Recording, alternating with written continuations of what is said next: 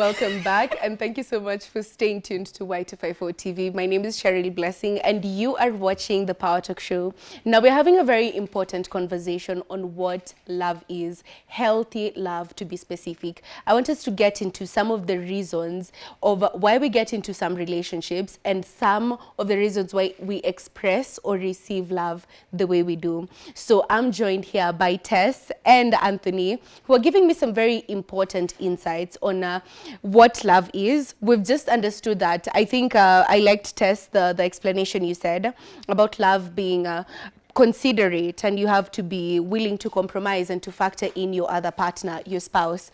Anthony has said without trust, love cannot exist. And we've started on that foundation. So I want us to build on this. And as we're continuing with this conversation, I want to engage with you as well. You can do so by going to our platforms at Y254 and let me know, how do you know if the love you're experiencing is truly genuine? How can you know you're dealing with some genuine love or something that's very fake? How do you know if you're experiencing healthy love or unhealthy love? So let me know on our platforms at Y254. And we will sample your comments as we continue with this conversation. But we've been tossing around these words of love, lust, infatuation. So I want us to really define that. But before that, let me read some of the comments you guys have shared on our platforms. We have from Facebook, Savage Sad Kid Coloista, who says, go make her drink alcohol. After that, ask her to tell you her girlfriend. Please. Huh? Question mark? Okay. Cherono Nonlot, that was a very interesting comment. Cherono Noniot says, in this era, there's no genuine love. Everyone takes advantage of situations they benefit from their loved ones. Thank you for that. Sammy K. Brown says, if her intentions are only based at you, then that's how you can tell. We have Buddha Noah, who says, if you mess with her without her asking for money after, which is fascinating. Shine Pato says, if she's not asking for money, then that's when you can tell.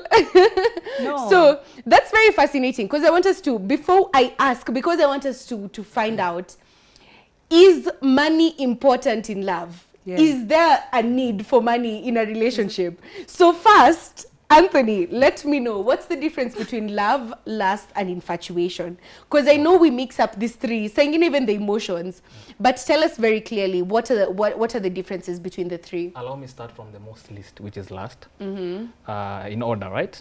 To love. Now, lust, I will define it in a layman's language.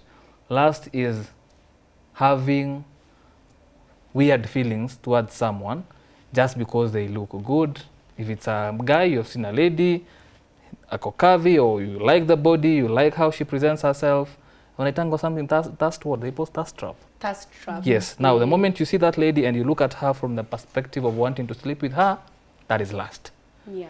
Infatuation now, ni venye watu sema, I have a crush on you. Now, infatuation leads to love when the infatuation is now validated.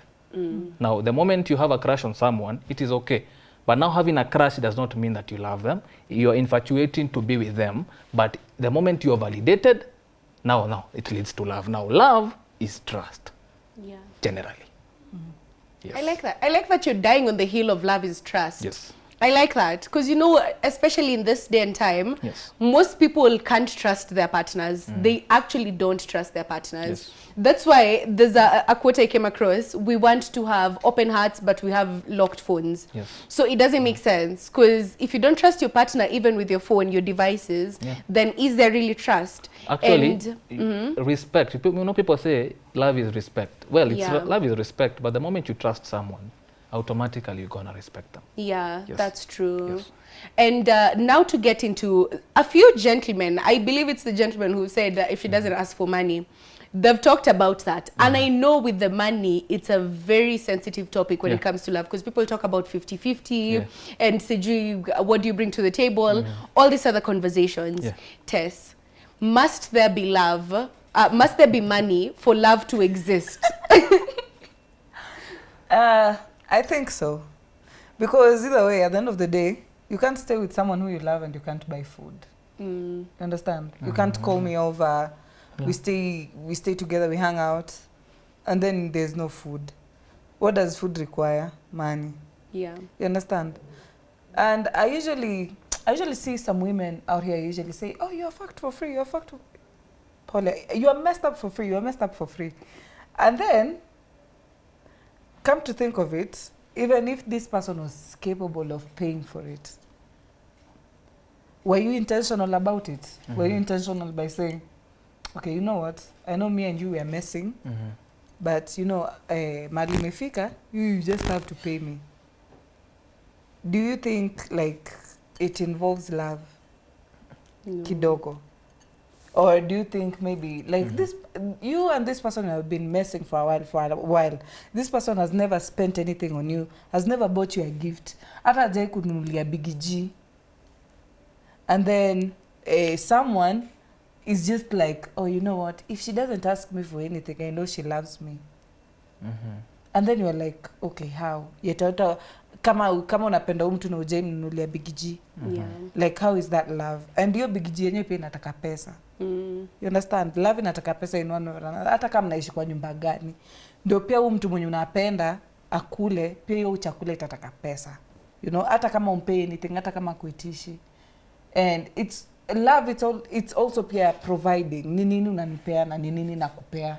How do I make you feel for you to give me this money? How do I make you feel for you not to want to give me money, you know? And then there are some people who are like, you know, to this woman, aka nikadem Kenya nitakuwa nakakula nikikapea pesa. Na kuna mwanamke mwingine unakaa ukijua, aka Kenya nakakula kataka tu around. You understand? Yeah. So, mi nashangaa na venye watu wanasema ati bora tu haitishi do. Yaani kwa mtu mwingine you can do it, kwa mtu mwingine you can't do it just because you want to. It's not that mtu ati ataki. Ni kitu yenye anajua, unajua kenye unafanya, you are a grown person, you know what you want, you know what you do. But then it's how you treat people. You know who to take advantage of and you know who not to take advantage of. Yeah. You understand? Unajua leo nikitoka ndache udem do fulani. Unajua kesho nikitoka kuna dem fulani ananitegemea mahali fulani. And then unajua kuna kale kenye kau ni bayanga vitu siwezi toboka. So it's all about who to take advantage of and who not to take advantage of. So mtu akisema ati akinitisha pesa it's a red flag, akinitisha pesa, akikosa kunitisha pesa, that's how I know this person loves. No, it does not go that way. Yeah, and I think that's people hate to hear this, but I think it's also based on the standards that you set. People hate that word standards. Yeah. And most of the people who hate that are the ones who will still call people gold diggers. Yeah. Because they don't really understand. It's not even sometimes about what you can offer me. It's about if I can do this for myself and you're coming into my life, what are you willing to do to make my life easier? Like, what are you willing to do to show me that you actually care? Because, you know, with the examples that you're giving, they're very practical. People assume with money, it's I'm giving you 1 million every time we're meeting. I'm giving you this because I have to give you. No, sometimes it's just about consideration. You walk through town, you see something you think maybe your girlfriend or your boyfriend will like, and you get it for them because you have them in your mind. And you're like, okay, Ali mentioned anapenda hii kitu a few months ago. So let me just do it because you're being intentional. So I think there's that, when you set the standard as a lady, especially even for gentlemen, once you've set the standard of how you expect to be treated, that's how people will treat you. And if you don't set the standard, people will take advantage because uongei, usemi kitu. Yeah, because last year, December, I was in such a situation. I didn't say anything to this guy. I didn't say I expect money from you. I didn't say I expect anything from you. But then we did what we did. And then after we did what we did, everyone went their way. And this nigga ended up blocking me because I was not intentional of how I feel or of what I want. In reality, I was just hurting. I was like, you know what? I love this guy, but I can't say it because I expect it itoke kwa mdomo yake, you know? And then some of us women tumeprojectiwa in a way that even when you listen to this alpha female, when you listen to these women who advise women, you listen to them they say, you know what, don't make the first move, let the man make the first move in as much as you love the man. Yeah. So that thing usually hurts most of the time, and you have to keep it low for this man to make a say, to know either will he be spending on you or Or he will not. not. But then ni decision yake, so you as a Yeah. woman you have to be quiet, and then you die there with your feelings. And I want us to get into that immediately after, but let me also get the gentleman's perspective with Anthony. Yes. So many men are told, tafuta pesa kwanza, mapenzi Wanawake itakam. baadaye, There's that theory that goes around, and I think so many men have been agreeing with that. Of tafuta pesa, you'll get all these people. So is money important in love? Kwa mapenzi, kwa relationship, lazima pesa ikue? Pesa ni important kila mahali. Anywhere you go, eating, sleeping, wearing is money. Yeah. But there's one thing I'll say, yeah? And this might make people throw stones at me. For those who are very money-minded. Money is very important. But money is not the goal. Yeah. As a woman, as a man, when you're coming into this relationship, have something. Not everything. Have something. As a woman, have your job. Yeah, as a man, have your job. Yes, as a woman, don't expect meeting a man and for the man akuspoil. Ingia na pesa yako. It means if you cannot take yourself to the local KFC, then how do you expect this man to do the same for you? It starts from you. What do? Do you take yourself out? Do you even buy yourself? Have you ever bought yourself a flower as a woman? To show appreciation to yourself. Have you ever gifted yourself a cloth? This Valentine, I'm advocating for self-love. Even if you're single, self-love. Si lazima ukue na mtu ndio uoneshwe unapendwa. Jipende. And it starts from the very minor things. It doesn't mean just because hata uko kwa relationship na maybe chali yako hana pesa, like realistically. Na maybe you're a lady come in. Is it wrong to gift your man? It's not wrong. As much as maybe, unajua, the thing is, people, there's this mentality and notion that, a man must be able to give this woman money. Nah. Why is it a must? Nah. Come with your money. Do you give women money? Let me just say this, and I'll tell this to the men. The moment you find yourself meeting a lady and dating her, and the first thing you do is giving her money, this is practical. And I've heard also from clients, because I've been practicing for, this is my 5th year. Practically, as a man, umepatana dem, you start giving her money, trust me, you will switch her mentality to a transaction, psychologically speaking. So the moment you have met a woman, first question as a gentleman, first question as a lady, do you have a job? Can you sustain yourself? You may not have a job, but can you sustain yourself? Can you be able to say, leo tunakula balanced diet, si ugali kila siku. Leo ni ugali mchele, somewhere we go out maybe. Si kila wakati mnakaa kwa nyumba na your girlfriend, like whatever, like sufuria. No. Can you be able even to once in a while go to Karura, pay that 150 or is it how much? Mwende walk. Can you do that? As a woman, can you be able to also do that for yourself? Useme, you know what? Today, I'm going to buy dinner and I'm going to take it home. Hata kama chali yangu hajawai. It starts from you. It's not about what the other one can do for you. It's about you. What can you do for yourself? The moment you can do it for yourself, the other person will see that you're showing appreciation to yourself. But the moment you're not showing appreciation to yourself, you're always asking, give me, mkono kama bega. Then trust me, you will look like the venye watu sema gold digger. So what are you having? What can you be able to do for yourself? Are you doing something for yourself? Are you showing self-love to yourself? Kama huwezi jitreat, then how do you expect me to treat you? Alafu, kama hujaienda KFC, nikupeleke KFC, na haujui kutumia fork and knife, tutaniaibisha, na maybe mimi najua. Jipeleke, learn these few things. Kama hauna job kama dem, kama hauna job kama chali, get something. Something, not everything.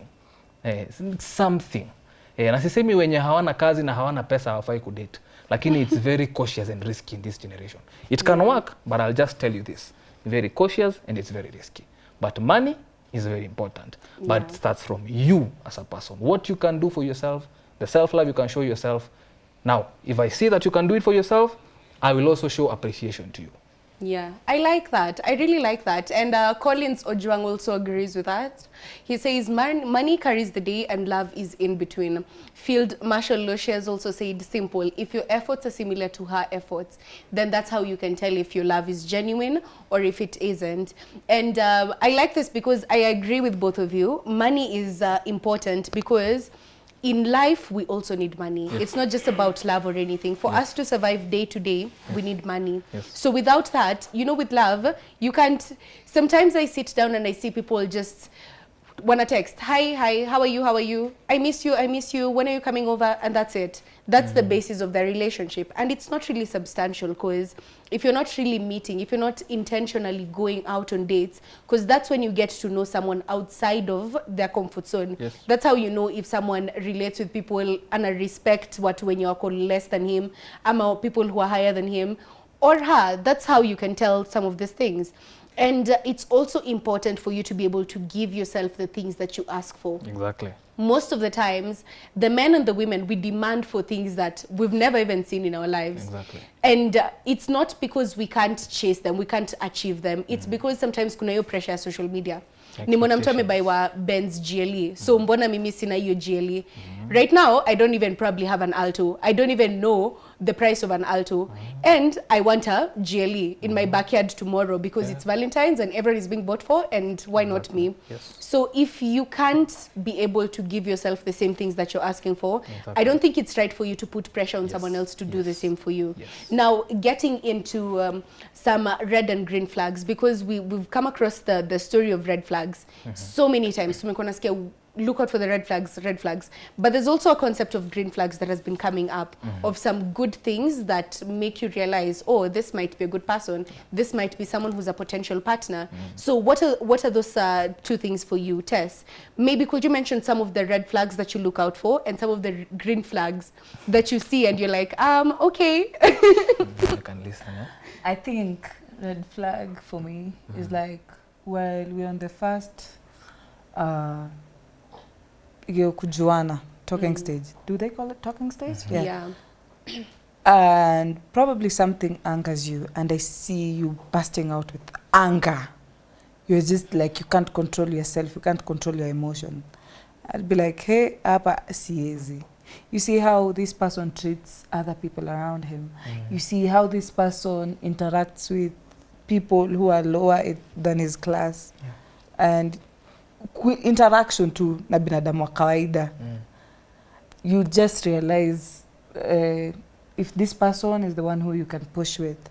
And then another thing is how much time they spend on their phone and how much time they spend on their work. So it just depends. But when it comes to violence, I usually feel like it's the first thing I look out for before anything else. The anger, anything that can lead to violence, I usually look out for. I'm like, you know what? Hapa nimenawa, mimi nimeishia. You just do you, man. What about the green flags? What are some things that you notice and you're like, yeah. If someone's if someone is being considerate, they're like, they see something and they're like, you know what? Maybe Tess might like this. Let me just get it for her. You know, and then I usually appreciate little things, and it's just like a lollipop, yeah. I mean, even if you bring me sweets, at a chapati, I'll appreciate. I'll be like eclairs. Yeah, I'll be like, really? You know what? In reality. In reality. In reality. And a packet is 130 shillings. You know, so unaona, unasikianga wasichana wenye wamespend sana kwa machali. Immediately wametoka kwa such relationships. Wakuje tu wachanuke juu wanasemanga as long as a man spends on you, or as long as mtu mwingine amema, yani someone else just comes into your life and maybe probably make your life better. So that's what people call kuchanuka. Unasikianga the most dangerous women ni ule dem mwenye amejua worth yake. By knowing your worth in some people's eyes and some people's perspective ni nikwambia aje, umefunguka sasa, unaweza itisha msee do bila kujiquestion, sasa unaweza fanya nini bila kufanya nini, you understand?